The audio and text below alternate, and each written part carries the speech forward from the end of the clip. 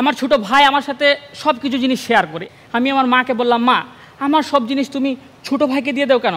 আমার মা বলল, বাবা এখন তোর যা জিনিস তোর ভাই তোর তাই, তোর যেটা ওরও এটা। বিশ্বাস করেন আমিন ভাই, এত ছোট বয়স হলো কি হবে, এই ভয়ে আমি বিয়েটা করি না।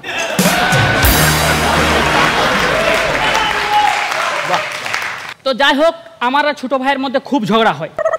এই ঝগড়া বলতে খেয়াল হলো আমার মা আর আমার বাবার মধ্যে কিন্তু খুব মিষ্টি মিষ্টি ঝগড়া হয়।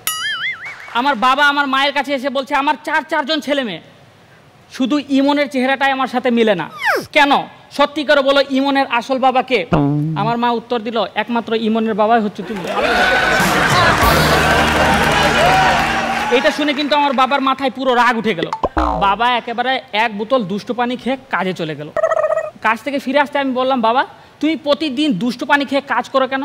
বাবা বলল, বাবারে দুষ্টু পানি খেয়ে যখন আমি চা বাগানে কাজে যাই, যে পরিশ্রমটা হয় সেটা ফিল হয় না, বুঝাই যেন আমার শরীরে কিচ্ছু নাই, শক্তি দিয়ে কাজ করি। আমি বললাম, তাহলে বাবা তুমি ঘাস লতা পাতা খাও। বাবা বলল, এটা আমি কখনো খাই না, খাবো না। আমি বাবাকে পরের দিন জোর করে খাইয়ে দিলাম।